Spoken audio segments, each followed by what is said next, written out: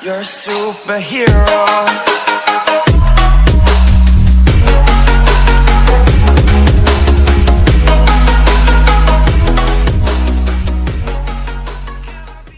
And once again, welcome back to the Unbird English Medium Group Tuition। और इस बार भी हम लोग chapter number 5 the fundamental unit of life के बारे में बात करेंगे।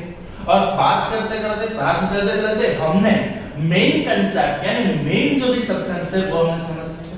कौन कौन से सब्सटेंस मेन है, जैसे कि सेल था, सेल को समझा था, फिर सेल के हमने सेल वॉल को समझा था, सेल वॉल को समझने के बाद हमने मेम्ब्रेन को भी समझा था, सिलेक्टिवली परमेबल मेम्ब्रेन। और सिलेक्टिवली परमेबल मेम्ब्रेन को समझने के बाद हमने कुछ कांसेप्ट लिए थे, डिफ्यूजन, ऑस्मोसिस, टॉन्सिलिटी, सॉल्यूशन। ओके, उसके बाद हमने समझा था न्यूक्लियस, उसके बाद हमने समझा था साइटोप्लाज्म। इतनी बात समझ में आ गई? ओके, तो हमने अब तक बात की है कि सेल ऑर्गेनेल्स आएंगे, सेल ऑर्गेनेल्स आएंगे, सेल ऑर्गेनेल्स आएंगे। तो इस वीडियो में हम लोग बात करने वाले हैं सेल ऑर्गेनेल्स के बारे में। किस बारे में? सेल ऑर्गेनेल्स के बारे में। ओके, सो ये वीडियो में हमारा टॉपिक कौन सा है? Cell organelles. Okay, the question arouse, sir cell organelles होते क्या हैं? समझ लो बेटा, एक चीज हमने स्टार्टिंग में समझी थी, वो थी डिवीजन ऑफ लेबर। वो क्या थी बेटा? Division of labour. Division of labour के बारे में कुछ याद दिलाओ तो हमारे पास देखो कि main according to number of cell हम लोग ऑर्गेनिज्म को दो टाइप में डिवाइड करते हैं। एक होता है according to number of cell, एक होता है यूनिसेल्युलर बॉडीज। यूनिसेल्युलर बॉडीज कौन कौन सी? अमीबा, पैरामीशियम, क्लैमिडोमोनास, बैक्टीरिया, तो वो सब यूनिसेल्युलर थे। ओके, और दूसरे थे multi cellular. So multi cellular bodies कौन कौन सी है? ये चार जो थे, उसके अलावा सब बॉडीज मल्टी सेल्यूलर बॉडीज है। यदि बात समझ में आ गई? अमीबा, पैरामीशियम, क्लैमिडोमोनास, जो भी यूग्लिना, वॉल्वॉक्स, ये सब यूनिसेल्यूलर बॉडीज है। यूग्लिना, वॉल्वॉक्स अभी आपको पढ़ने में नहीं आता है, इसलिए मैंने इसको एग्जांपल नहीं लिया है। बाकी यूनिसेल्युलर बॉडी में अमीबा, पैरामीशियम, क्लैमिडोमोनास, यूग्लिना, वॉल्वॉक्स, ये सब चीजें आती है। मल्टीसेलुलर बॉडी, अगर मैं बात करूं एक ही multicellular body mean human, marine, submarine animals यानी पानी में जो भी रहते हैं, जिसको हम बोलते हैं एक्वेटिक एनिमल्स, बोल सकते हैं। हाँ, जो भी हमारा लैंड के एनिमल्स रहते हैं, लैंड एनिमल्स बोलते हैं जिसको हम। लैंड एनिमल्स माने बंदर, बंदर सब कुछ आ गया। ओके, बर्ड्स, समझ रहे हो? तो ये सब मल्टीसेल्युलर है। अभी देखो, मल्टीसेल्युलर को मल्टीसेल्युलर क्यों बोलते हैं? क्योंकि उसमें एक से ज्यादा सेल होते हैं। मल्टीसेल्युलर बॉडीज को ध्यान से शांति से समझना है। मल्टीसेल्युलर बॉडी को why we are calling it multicellular? Because it does have more than one cells. उसके पास एक से ज्यादा सेल है। तो वो एक से ज्यादा सेल कंटेन क्यों करता है? ताकि वो हर एक काम, अलग अलग काम के लिए अलग अलग सेल को अपॉइंट करता है। अलग अलग काम के लिए अलग अलग सेल को वो अपॉइंट करता है। जैसे कि समझ लो कि मुझे देखना है, तो देखने के लिए मेरे पास कौन सी सेल्युलर बॉडी है? आंख, सुनना है कान, पकड़ना है हाथ, चलना है पांव। तो ये सब चीज समझ लो, ठीक है? तो ये सब चीज है कि जैसे कि अलग अलग काम करने के लिए हमने अलग अलग बॉडीज को अपॉइंट किया है, वैसे ही मल्टीसेल्युलर बॉडीज में क्या होता है? अलग अलग काम के लिए होता है division of labour. Sorry, division of labour means क्या होता है? जिसमें लेबर यानी जो भी वर्क आउटपुट होता है उसको हम डिवाइड करते हैं। उसको हम क्या करते हैं? डिवाइड करते हैं। वो डिवाइड करते हैं मींस क्या करता है? हर एक सेल अपने हिसाब से अपनी एक्टिविटी को परफॉर्म कर रहा है, ठीक है? जैसे कि सेंसेस को फील करता है, तो हमारे पास न्यूरॉन नाम का एक सेल है जिसको हम बोलते हैं नर्व सेल्स। ओके, ये बात समझ में आ गई? हमारे बॉडी में जो ब्लड होता है, ब्लड इज अ टिश्यू। तो ब्लड की जो भी टिश्यू है उसमें आरबीसी होता है, डब्ल्यूबीसी होता है, प्लेटलेट्स होता है। तो वो अलग अलग सेल है और हर एक सेल का अपना फंक्शन अलग होता है। तो यहाँ पर multicellular body easily division of labour कर पाएंगे। But what about unicellular bodies? वो कहां से अपने वर्क को डिवाइड करेंगे? जब उसके पास सेल तो सिर्फ एक ही है, एक सेल की वजह से वो डिवीजन ऑफ लेबर नहीं कर पाते, पर उसके पास होते हैं छोटे छोटे सेल ऑर्गेनल्स।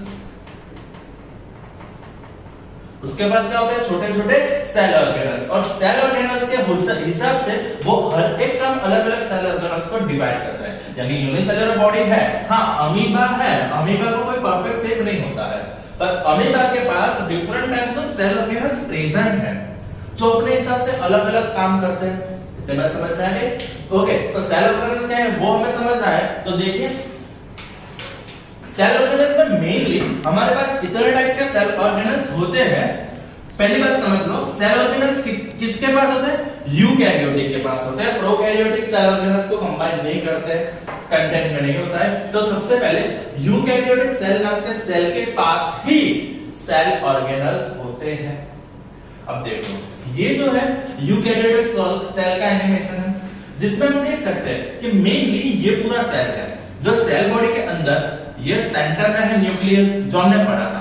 और न्यूक्लियस के पास ये जो पिंक है वो पिंकिश है हमारा एंडोप्लाज्मिक रेटिकुलम। उसको हम क्या बोलेंगे? एंडोप्लाज्मिक रेटिकुलम, जिसको शॉर्ट में बोलते हैं ईआर। ये रहा। इस वीडियो में हम लोग ईआर के बारे में ही बात करने वाले हैं। ये वीडियो काफी लंबा चलने वाला है, पहले से बोल देता हूं, ठीक है? पानी पीना है तो पी लेना और अपनी कुर्सी की बेटियां बांध दीजिए। Okay, mitochondria. यहाँ पे देख रहे हैं ये सब जो आपको देख रहा है ना, तो they are the mitochondria. Mitochondria कुछ इस तरह से होता है। देखो, if you are science student, आपने साइंस को अच्छे से पढ़ा है तो आपको तुरंत पता चल जाएगा ये माइटोकॉन्ड्रिया है, वरना ये आपको जूता ही लगेगा। पर ये जूता नहीं है, be technical. Okay, next thing, plastids कुछ इस तरह से होते हैं। न्यूक्लियस हमने समझ लिया है। गोल्गी बॉडी, वो देख रहे हो छिल्ले, वो गंदी सी बॉडी है गोल्गी बॉडी। हाँ, तो ये सब सेल ऑर्गेनल्स के बारे में हमें ये लेक्चर में पढ़ना है। तो आज के लेक्चर में, इस वीडियो में हम लोग बात करने वाले हैं एंडोप्लाज्मिक रेटिकुलम की। एंडोप्लाज्मिक रेटिकुलम की तो देखो, एंडोप्लाज्मिक रेटिकुलम क्या होता है? तो बेसिकली सेल ऑर्गेनल्स का पहला इंट्रोडक्शन देख लेते हैं। तो every cell has a membrane around it to keep its own content separate from the external environment। हाँ, हर सेल के पास मेम्ब्रेन होता ही है जिससे वो एक्सटर्नल एनवायरनमेंट को अपने एनवायरनमेंट से डिफर कर सके। हाँ, समझ लो, जैसे कि हमारे घर के इर्द गिर्द दीवार होती है ना, वही चीज। Large and complex cells, including cells from multicellular organism, needs a lot of chemical activity to support their complicated structure and function। यानी मल्टीसेलुलर बॉडीज जो भी होती है, तो वो मल्टीसेलुलर बॉडीज क्या करती है? वो अपने फंक्शंस को परफॉर्म करने के लिए बहुत सारी केमिकल एक्टिविटीज करते हैं, बहुत सारे फंक्शंस करते हैं, बहुत सारे वर्क करते हैं।